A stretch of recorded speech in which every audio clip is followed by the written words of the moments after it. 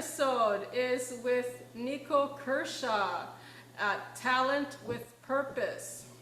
Nico Kershaw, the vocal coach, is an active member of the International Singer-Songwriters Association team.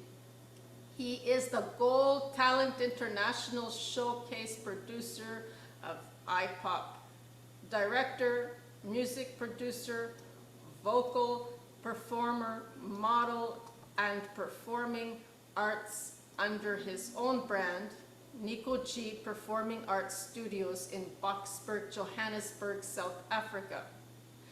His drive is daily placed with positive motives to achieve his goals rather than just dream them. Nico was born in Johannesburg General Hospital, South Africa on March 17, 1975. He was 6 months old when the Goosen family adopted him and his older sister.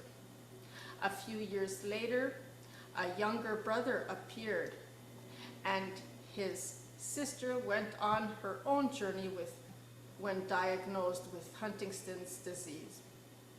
At the age of 5, Nico's father sent him for training with Yves Boksburg, a legendary international vocal and opera star, because he liked to sing and play the piano. He never did like piano lessons when having to read the music in notation. Rather, he always believed having innately inherited these gifts from the universe to sing and play many instruments from his heart. At the age of 8 years, he performed as the lead singer and songwriter for an 80s child pop band, and during these formative years also played the piano for his church for over 12 years.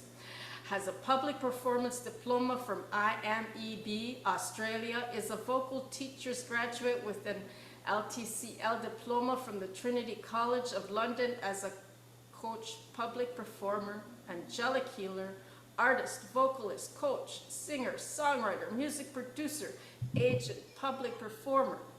Nico Kershaw is also a family man, happily married to Paul Kershaw since 2000. After learning how to read and write music, Nico has written right now over 25 songs in the past few years for himself and some of his other students.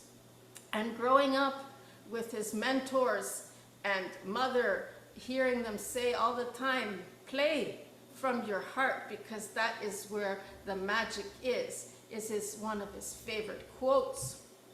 Are you a passionate vocalist aspiring to be singing with the stars?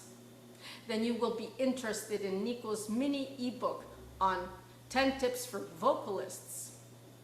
Here with us to share some golden insights on what it means to have and be a talent star, Nico G.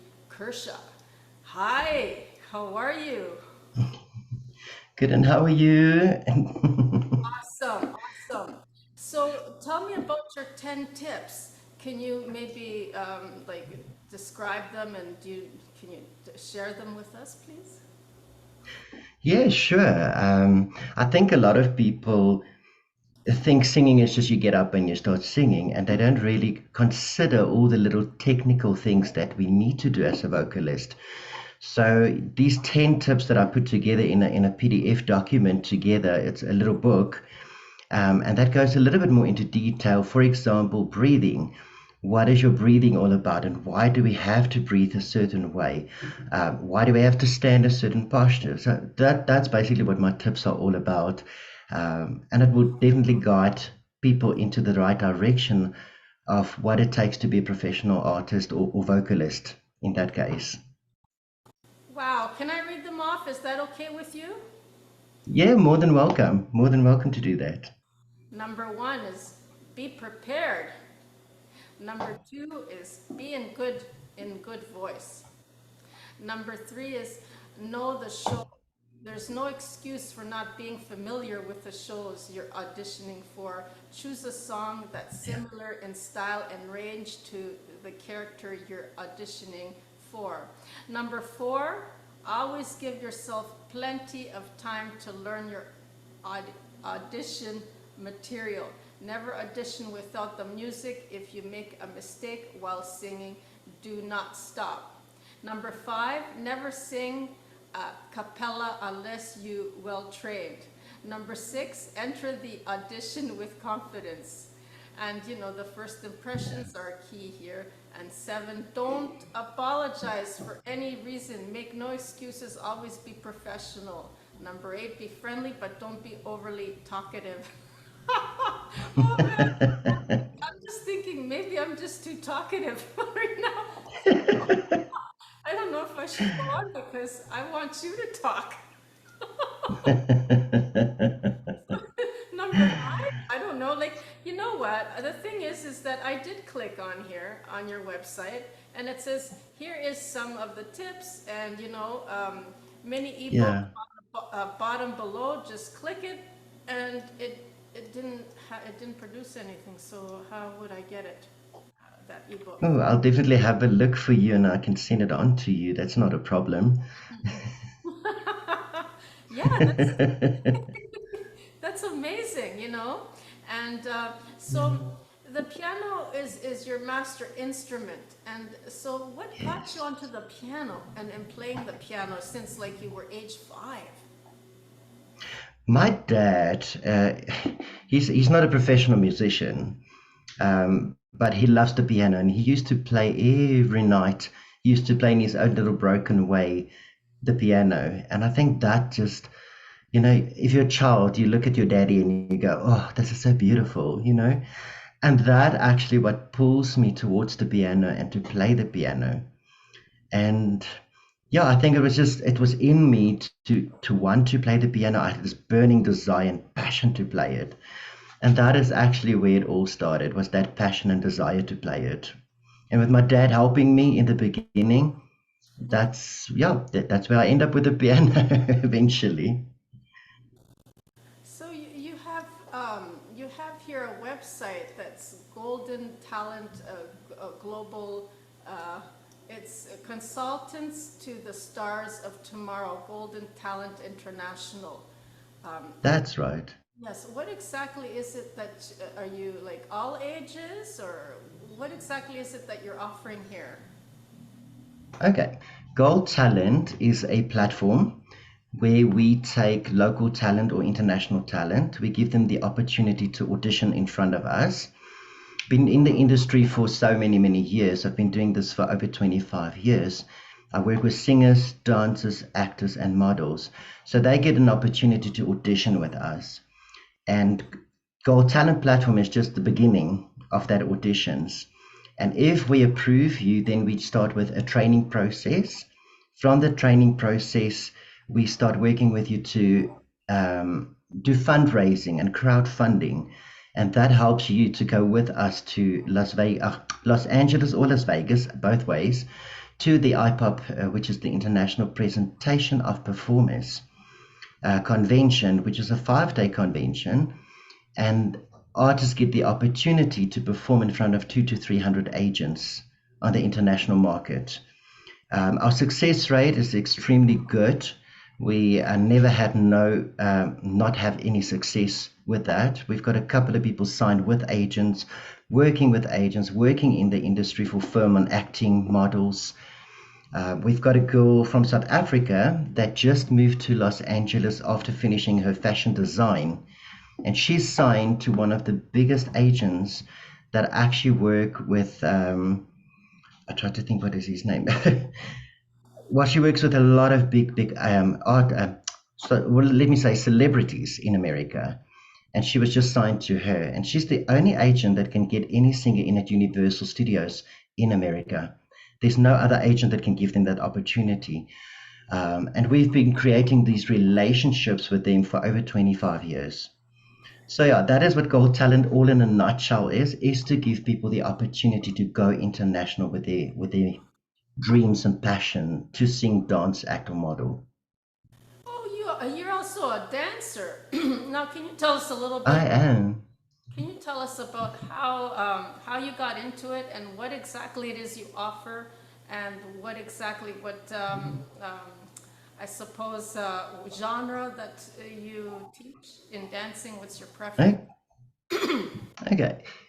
I used to be a dancer for many, many years. I worked for a company called Fred Estate, and I used to teach Latin American ballroom dancing for quite a few years.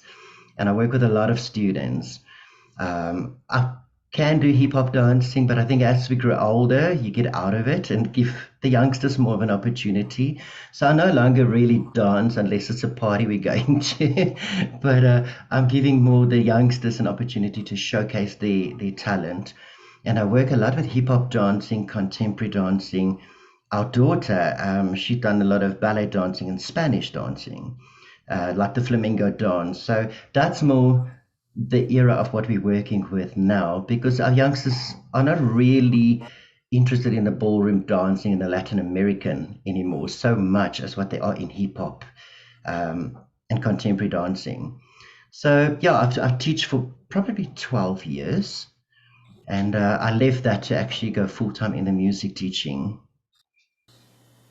You know, I see what you're doing is a form of yoga.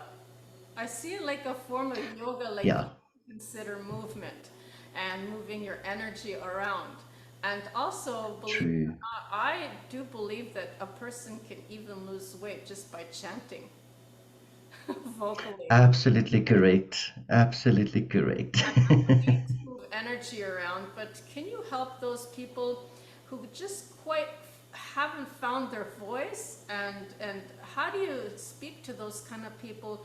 But you know, they have the influence. They really good at what they do for creating platforms and social media, and they're very public Yeah. figure like, except that's the worst thing that they could possibly bring to the table is their voice and their singing, because they just haven't found their voice. So what kind of advice would you give to someone like that? I think for me, it starts with the self. It always does with the self. I always say, if I look at myself as an artist, what is my story? What is the message that I try to convey or give to people out there? That is the most important part. And for me, working on a very deep spiritual level with my music and even the songs that I write, I want it to touch people. I want to know that people find value within of what I give. I want people to also be able to relate from the feelings, the emotions. So I will always ask, what is the message? What is your story? What do you want to tell people? Just to give you a brief example, 2023, I had a production that I run on house concerts. Now, this is a concert that I do in people's house, and my whole production was covers of my life. So I took regular covers that most artists sing, and I built them around my story of my life and how they fit into my life and why the song means something to me. Um, and it always comes down to what is my story? What do I feel? How can people relate to my story? Because there's a lot of people out there with anxiety, depression, um, rejection. It's a very good one because I've been, as a youngster, like you said, I was adopted. I had to deal with rejection from a very, very young age. And I find a lot of songs that I can sing, but other people can relate to rejection. It doesn't necessarily mean from a parent point of view, but also from a lover's point of view. So rejection is a very deep discussion that we can have, but there's anxiety, there's depression. And I think when we want to go out there to sing or do poems or do an acting piece or even dance, like we said, with movement, what do you want to tell people? What is your story? I think that is what I would always ask is what is your story? What is the message? And where can you relate to people with what you're trying to do? Because obviously we all have passion and drive, but where does that message fit into that passion? I think that's what I would ask. Yes, because you believe that music can penetrate where words can't. And in that sense, all right, so maybe it's not the right genre of melody or music that Correct. might, you know, make that person like sound better. But Yeah, I'm going to agree with you. I also think, and I understand what you're saying, is a lot of times I would say that artists choose a song because it just sounds nice. But they're not really realizing is that it might, number one, not fit with your voice.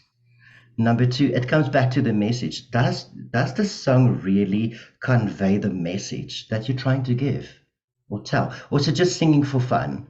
There's a fine line for me. And yes, I don't think every song fits with every artist. I don't. You've got to be very careful what you choose because I think that is, let's call it a brand. If I'm going to start singing pop, which I'm not, um, I'm going to be so out of sorts, and people are going to go, "Oh, that doesn't work with your voice. What is your message? What do you try to say? What do you try to do?"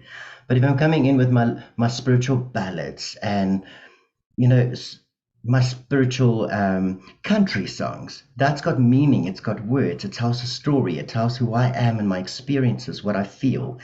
Um, that is where I would go with that. well, yeah, because it helps to imprint and give a more positive spin and Yeah, outlook because it's going with that person to accentuate them.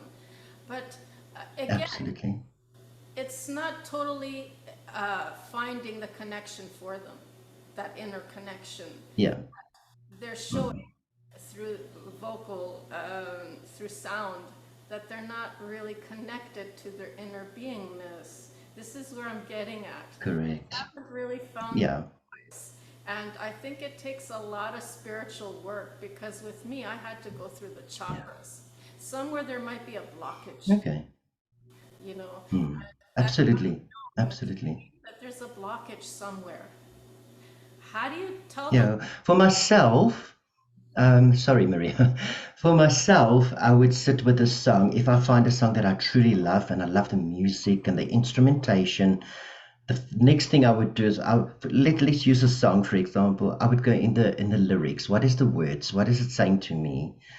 And I would see where it resonate with me very deeply.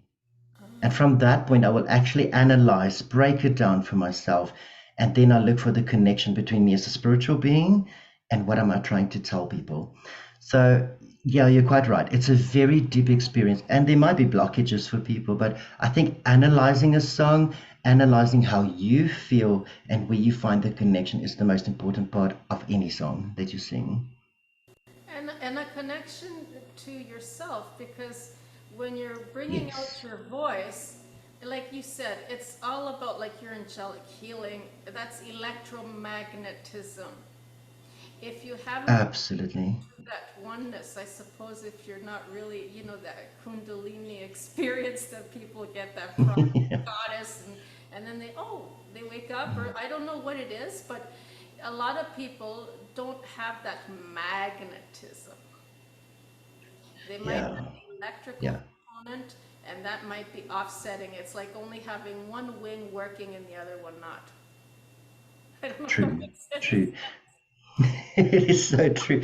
Well, most of my songs that I write, from that point when I write a song, are always connected to me and the connection that I have to my song, but also to myself. Um, yeah, there's a lot of songs that I have this spiritual thing. Let me say this. A lot of people say it sounds like I do a magical vocal tone, and I want to call it actually a magical chant. It's like sort of words that I use, bringing that whole chant into before I even start singing the song. So that for me is, I think that is my ground and my foundation that I've come from on that spiritual level of bringing that chant feel to the song, which create the magic and get people in the mode or in the feeling place of what they're about to hear. It's quite magical. Connected was with the vowels being part of each vowel has its own solar chakra wheel like Yes. anyway I could keep going right but It's correct. that opens up the sacral the True. sacred sacral orange I guess secondary color if you also want to connect it to the color wheel. True. And there's certain ancient from the Vedics that even go beyond the Vedics that they used to even use the sound to move the big blocks of stone to make pyramids with back in Yes. Egyptian times. And that's where they got the Correct. Vedas from, the Vedas, where then it became Vedic, from Egyptian. That, And, and those are the very primal ancient sounds that open up yeah. the more you practice. So I don't understand how these teachers or whatever they are that people get and pay them large amounts of money because of their referrals or what have you, and they've gone to school, Mm, but it's school to me today, modern school is to help you disconnect even more from yourself. yeah. So, I had a very good example of that is I had parents asking me when I work with students, what is it about my students for me?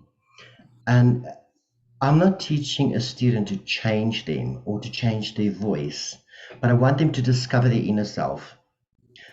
Because very deep inside, I've always believed, and I'm going to say something which might come back and haunt me one day, but I believe we are God beings in the flesh.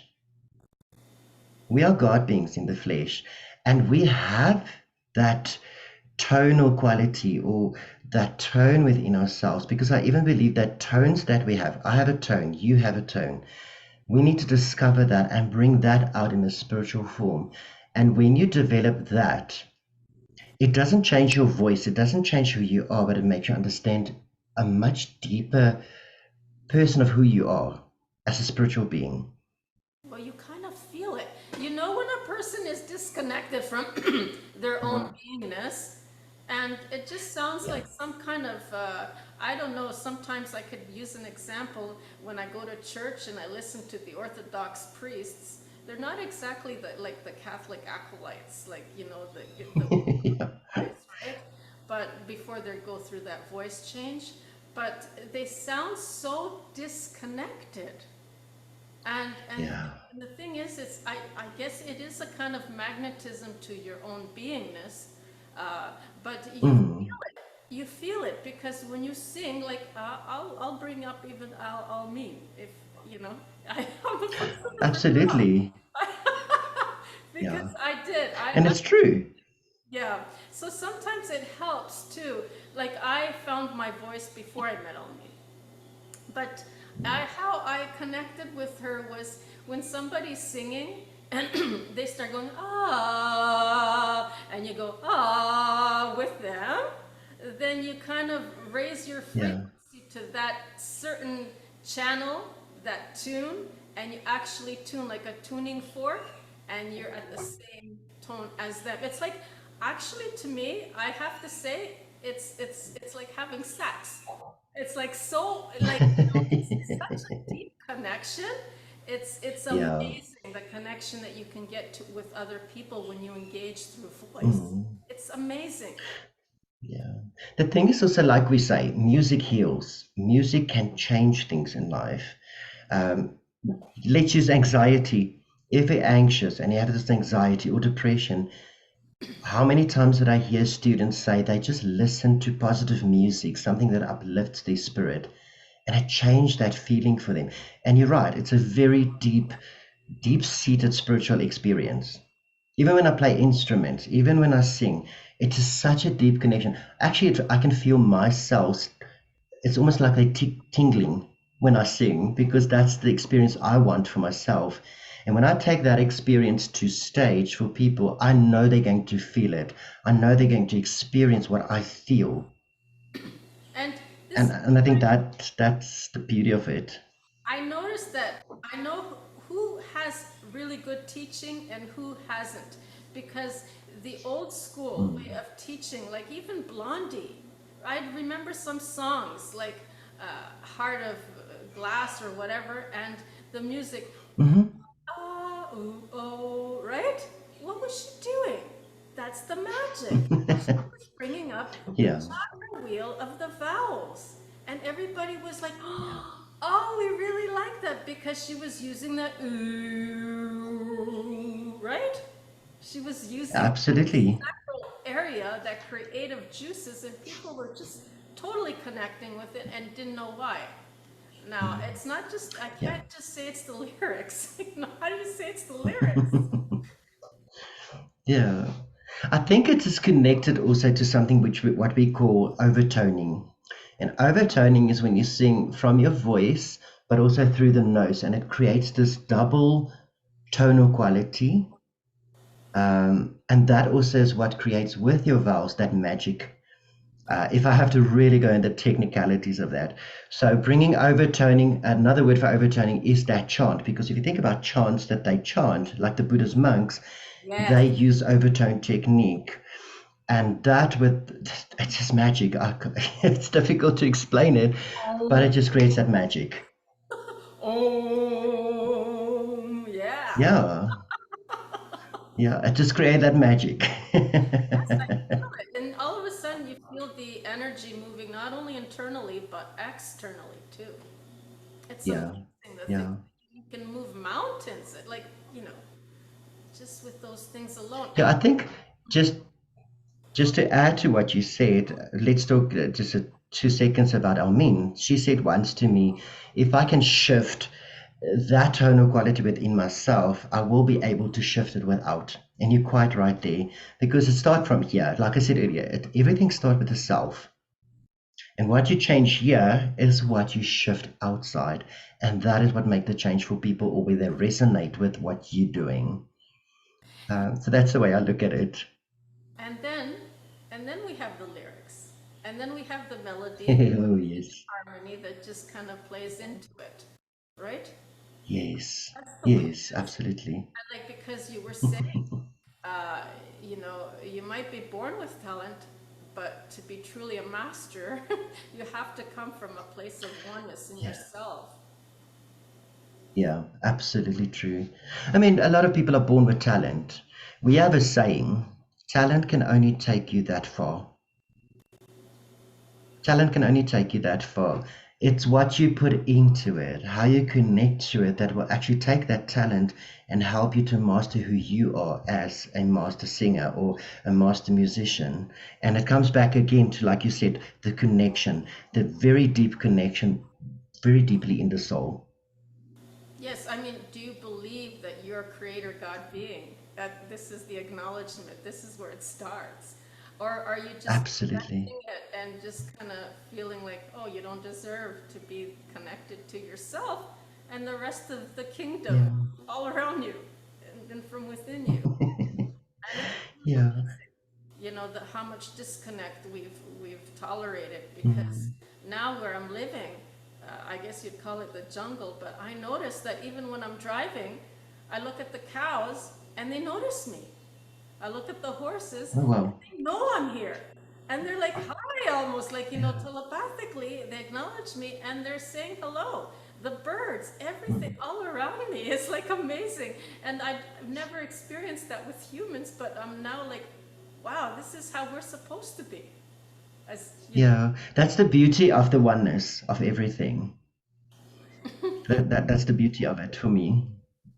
and you were saying something about reading music notations is a byproduct, a bonus, but not a necessity. Now, is this because, I Absolutely. mean, like, the connection to yourself is there, but then when it comes to repeating it and leaving a legacy behind so that others, and you can teach others these same lyrics, these same songs, these same melodies, the beat and rhythm, that you actually do need to have some kind of translation like we do with words, like we do with language, Mm. literacy, right? Yeah, I think for someone that can read music beautiful, but that for me, and I'm going to say it just out of my own experience, that's where I feel disconnected. I do not feel connected to myself. I cannot be fully who I am as a master when I have to read the music and playing it. Not that there's anything wrong with it. Let's use a philharmonical orchestra. If they play and they play in harmony together and they have to play in synchronicity, great, they have to read the music. But I think as a solo artist, I knew from a very young age that I'm going to be a solo artist. And for me, I'd rather play from my heart than sitting and reading music, because that is my connection to myself. Um, I think that this is something everybody have to ask themselves. what do I want to do? Do I want to read the music, or do I want to connect with who I am as the person, as the God being, as the master of my life? This I think is different for everyone, but for me, no, I want to play from this side, from very deep from my heart, because that's when the true self comes out. Well, I think authenticity is something that is all about talent and your Yes. purpose. And if you're not authentic, then you're not connected to yourself. And any kind of genre of True. external AI, whatever it is, you'll still look like you're not connected, and there won't be Yeah. that you know when I hear some people singing and I think everybody knows he or she's a terrible singer, and yet they don't say anything because they're forking out the money for the stage, for the community, and Yeah. oh, nobody can tell this person, how do you do it? Mm. I think also we live in a world at the moment, and I think see actually past like COVID, everybody's so oversensitive, so they don't want to say anything for in case something goes bad. I think I'm in a very fortunate position by teaching, so I could actually say, this is not the way you should do it. This is the way I would look at it. It's merely my observation, but this is my suggestion. And I do agree with you. There's a lot of people that are extremely disconnected. They fork out a lot of money to have a career that's disconnected. You're Yes, and quite right with that. I did. I kind of said in the beginning when I saw this person starting out like about 2, 3 years ago, I must have inspired them because I started doing a more advanced type of karaoke where you create your own lyrics or you Okay. change the lyrics to fit to today's more positive, bring it to a higher frequency instead of what it Mm, was before. And yeah, so that's what I was doing. I might start doing some more of those things.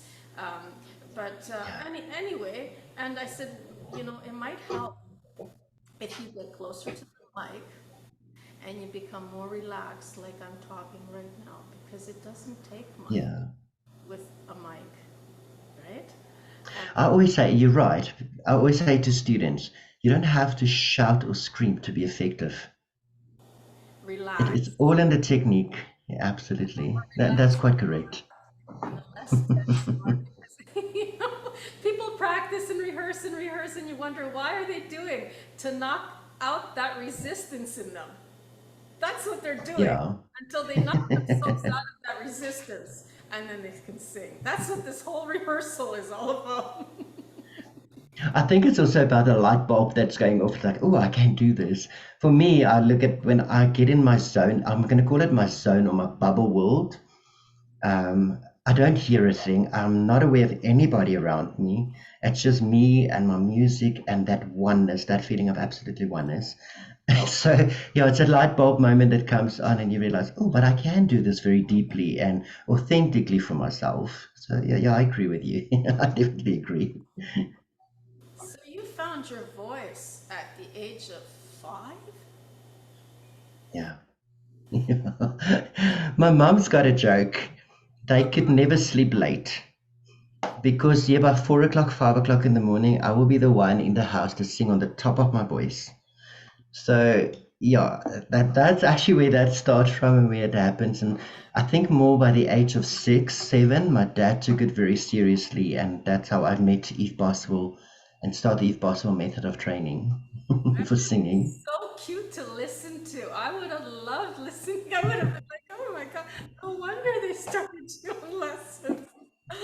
Yeah. And a good thing you never took me to church to go there and join them.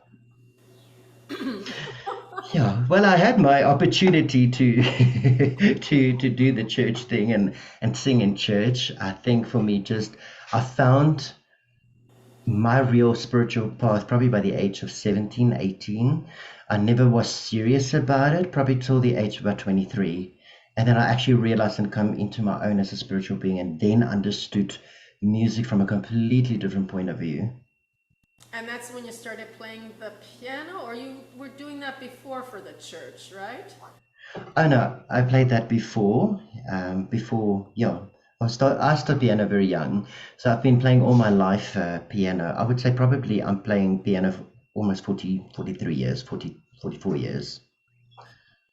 Wow. And so what I notice here, yeah, I have to share a little bit of my story too, if that's okay. Please do. I'm also adopted, and like you feel about your mother, I felt about my mother because I don't know about your mother, but from what I told about my mother, she was too young to have us. And then the first child was a stillborn. The second one was my biological brother, and then it was me. Maybe I came as a guy originally, as a boy, and then I died, and then I came Mm. back as a girl. So it was some kind of, oh, okay, let's do this again. And so that's unique because it was, I suppose, one of those home births. I don't know. But in any event, she gave me up because she wanted to pursue her musical in a band kind of lifestyle where she would be on stage Mm. and singing and all these things. And it's amazing how we have already that, kind of thing. And then I was adopted. And I was adopted into a family where actually one of my father's, the youngest brother out of five, is actually a famous musician. Wow. He started out with the Olympians, and then he took off as his own vocalist in the band and all this stuff. And now he's really famous in Greece, in Athens. His daughter, he got her along onto the singing path and career. But, it just felt like I didn't really have much of a connection in that sense of support or promotion, Mm. kind of as families do with each other. And but yeah, it was always there. It was always there in the background. So I guess it was for me to find my way somehow because till this day, I mean, I can't get an Yeah. interview with my own bloody uncle. I can't get an interview with my own, come on, what's going on here? So that's how supportive they are. And sometimes it's better that Mm. things work out in the way that they do because it makes us stronger. We persevere, we're tenacious, Yeah. and, through a lot of that perseverance and, Mm. kind of, Absolutely. I think the universe is a plan for all of us in a different way. And we don't always see the plan, and we don't always know the plan. And I'm coming back to Almeen, where she talks about living in the unknown. So we don't know. And that's why every day is so magical and so beautiful because you don't know what's coming up. And I find it extremely exciting. Extremely. yes, because living in your comfort zone is like stagnant and it feels like you Yeah. just died or something. I mean, it could be a little bit of a stagnation, the calm before the storm to let you kind of recalibrate. Yeah.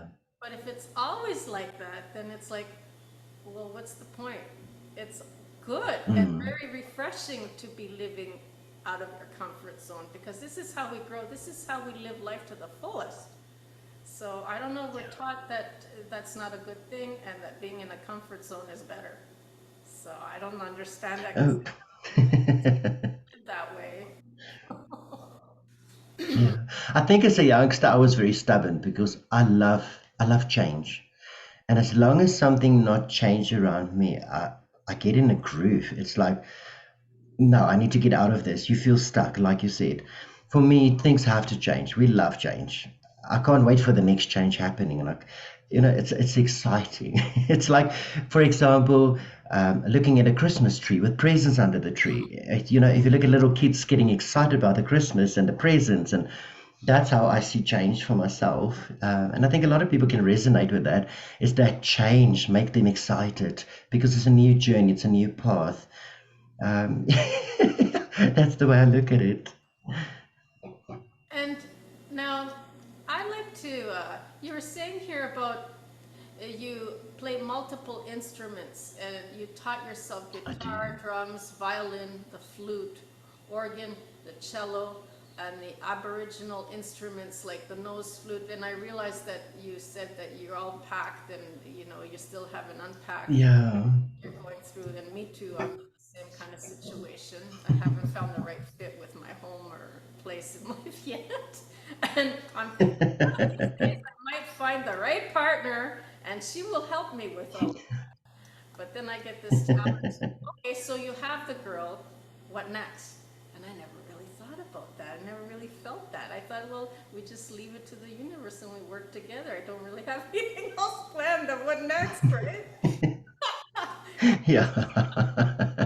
Oh, that's That's funny. the beauty of it. That's the beauty of it. And so I was kind of interested in that very special instrument that you are. It's called you were gifted from the chief of the Hopi tribe called the Flute of the Dawn, and is a spirit Yes.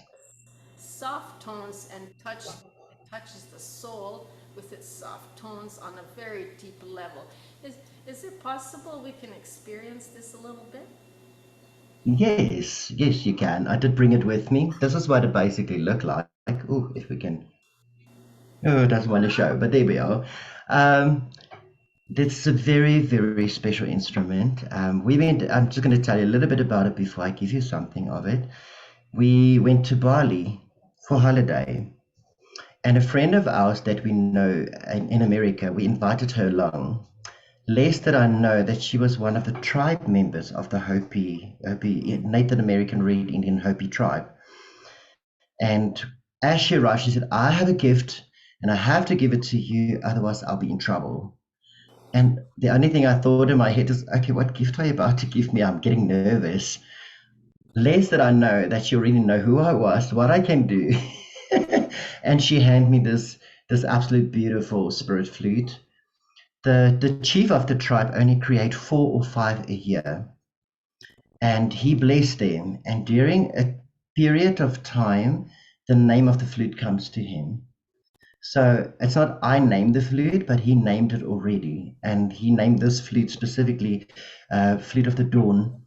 And every time I feel a certain emotion, like for example, full moon, I'm the one that I have to go sit under the full moon and just play it and let it speak to me. So I've never had a set song that I play on it. I just let it come naturally. Whatever comes from it is what I experience with it. So I allow it to speak to me, if I can put it that way. Very good. Very good. So if you're ready, I'll give you a little something from it. Yes, please.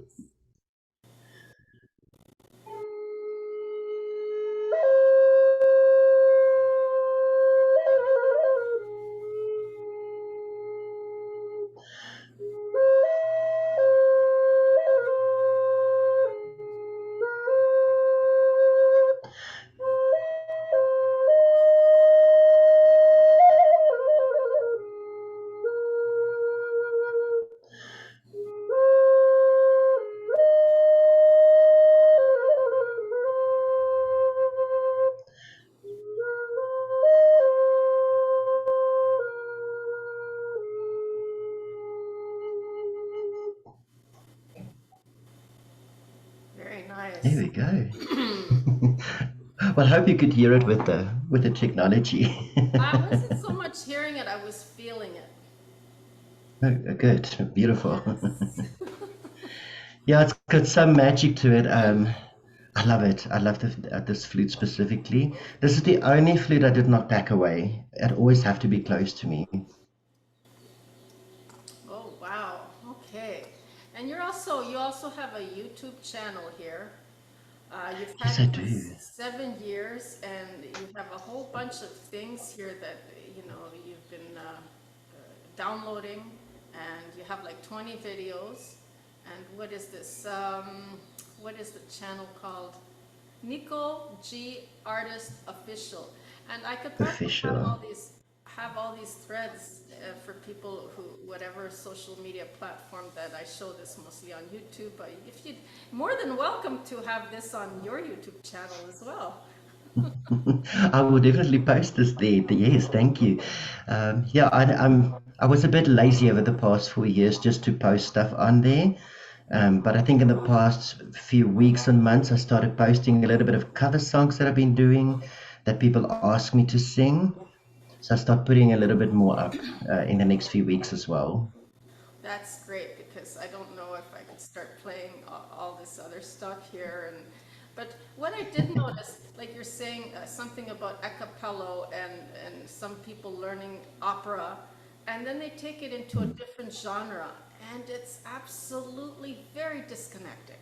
And it's like, why did you do that? And I'm like, oh my God, these Yeah. people, who's gonna tell them though? And they just, they create videos and music, and nobody's telling them this isn't working.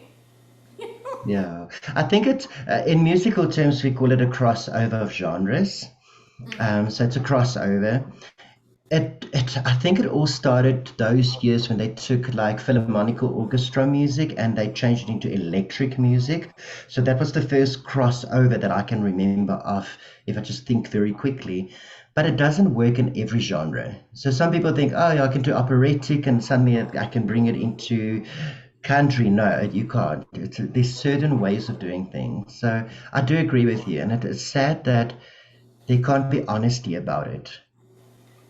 For me, it's like if it doesn't work, it doesn't work. And I'm not scared to tell someone that because I don't want them to go out there and, let's use the word, make a fool out of themselves. I want you to feel good about yourself.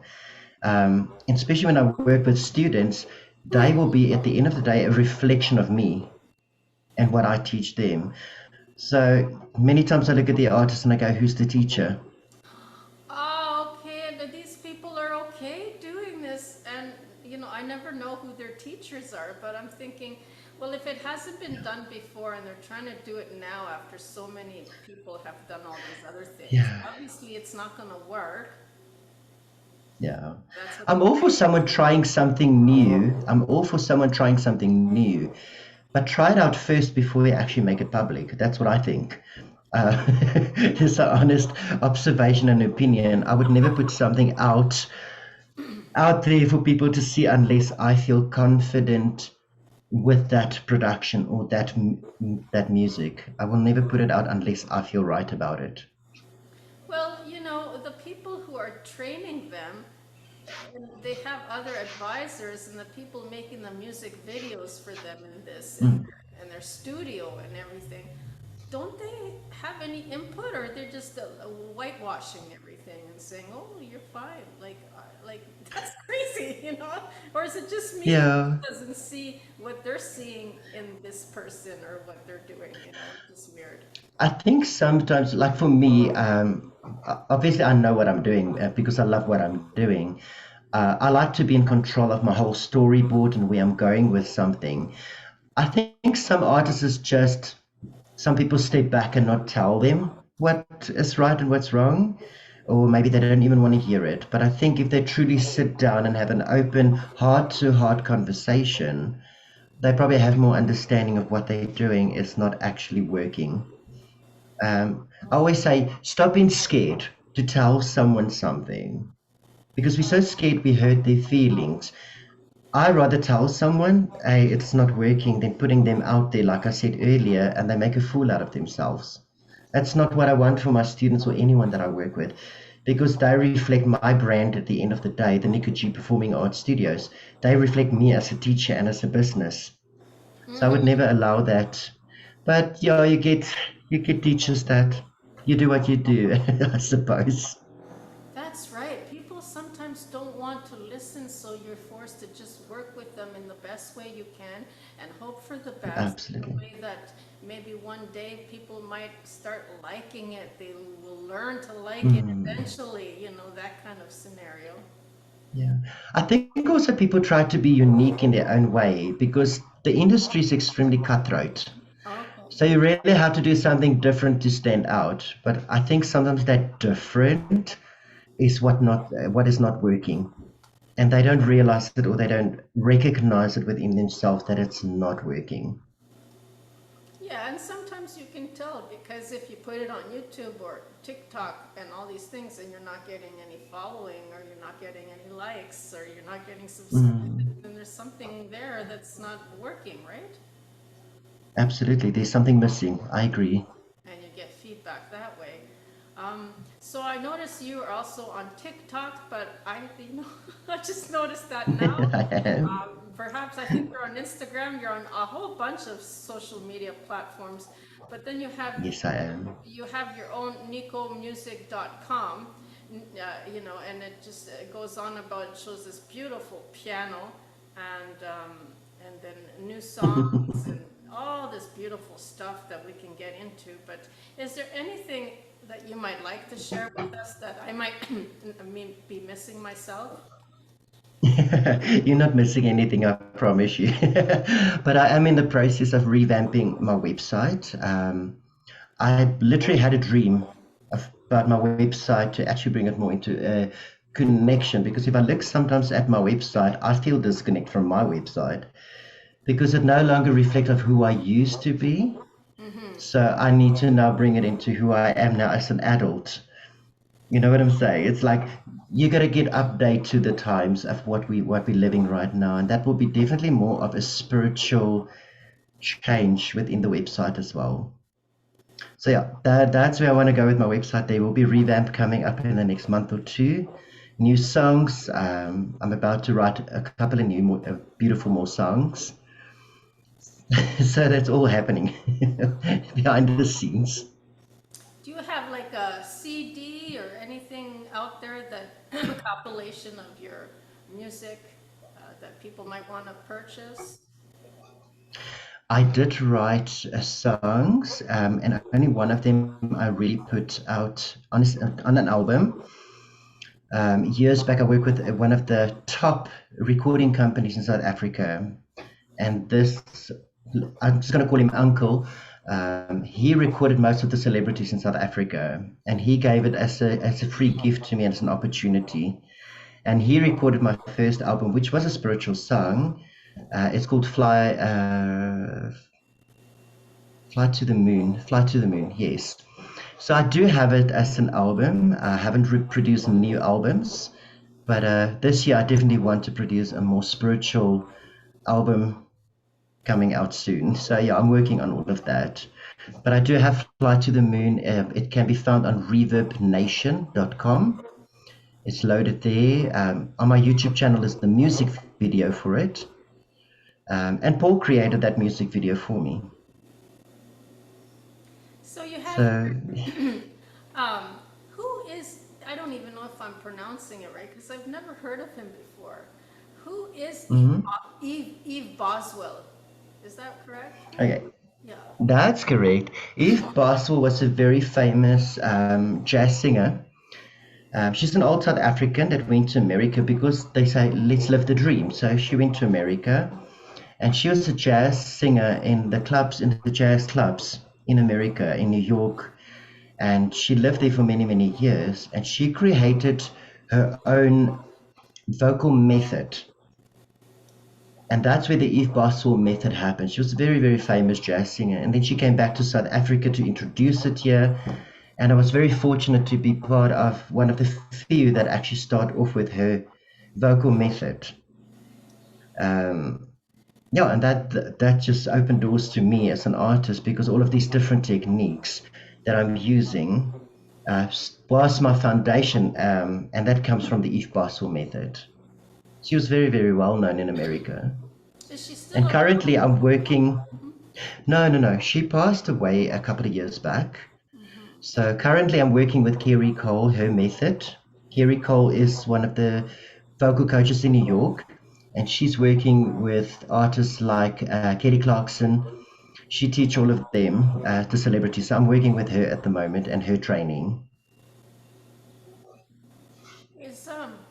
Is jazz one of your favorite genres, or what is your favorite musical genre? I love jazz. Jazz is so soulful for me. So yeah, jazz is definitely something I do love singing, but I'm very much a jazz ballad kind of person. That's the kind of music I love singing because of its deep connection. I do not, for me personally, if I sing pop music, I'll sing it for fun, but there's no, like we said earlier, there's that disconnect for me in pop music. When I go more into the ballad, jazz, deep stuff, I connect completely in a different level. And you have here, what is IMEB Australia diploma? What does that Okay, say? IMEB is the International Music Exam Board of Australia, We used to have a branch of them in South Africa. We used to run it. I used to have a school called Anua School of Music and Performing Arts, and Paul is a business partner with me in that. And we bring that exam board into South Africa. And through them, I could do my first public performance diploma. And it's just quite involved. It's one of the unique systems. I've never had any, not even Trinity have that. So it was quite unique. So IMEB stands for the International Music Exam Board. And it's incredible. The syllabus is amazing. We had 5 students that did the public performance, and we all passed with distinctions. And they're quite tough. So it's a beautiful system to use.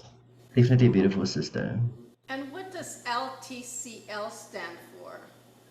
LTCL, that is my licentiate, which means I am approved to teach. I also hold a licentiate degree in my singing and my music. Impressive. And do you When you study licentiate, you also, sorry, when you study licentiate, your licentiate degree, you do a lot of musicology, which is a lot to do with music psychology, classroom behavior, student behavior, cognitive behavior. So you learn all of these things. It's very deep, very difficult, but so worth it. So worth it. and this angelic healing aspect, where does that come in? That started years back. Me and Paul started little tours with people to go to swim with the dolphins in Mozambique. And I met a beautiful friend there, Courtney. Her name is Courtney. And she runs a company called Hello Gaia. And she started all the drum circles, and she inspired me to be part of that. And that's where the angelic healing started coming in. I had my own spiritual music that I start bringing in for people during meditations. We have a music journey. We do drumming. People take my instruments and just let loose. And that was so beautiful to see people just to be who they are and just be themselves and use music as a healing tool through instruments, through chanting, through singing, whatever makes them happy. And we saw a massive shift while we were busy doing that with people, during the little tours that we used to do. I used to always say, give up your weapons and pick up an instrument of music. Instead, That's true. play through that and you can make changes like you would never think possible, as whereas if you pick up a gun or a weapon. I agree. Kill it with love. Exactly, exactly. And with that Yeah. said, is there anything in closing you would like to say? I would love to have you on another season as well. I would love that. I think the only thing I would like to say is that people need to really think very deeply about who they are and let their own authentic self come to the surface. Be real about you, be honest about who you are.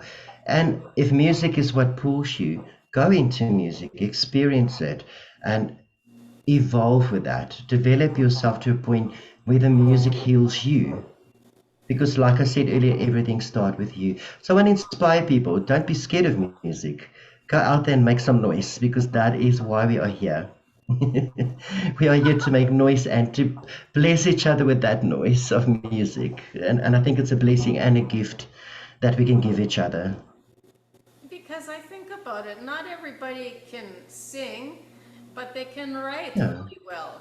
Not everybody can write really absolutely. well, but maybe they can sing really well. And the same goes with Yeah, maybe they can just play a musical instrument that they haven't really figured out that they can use that as a proper channel.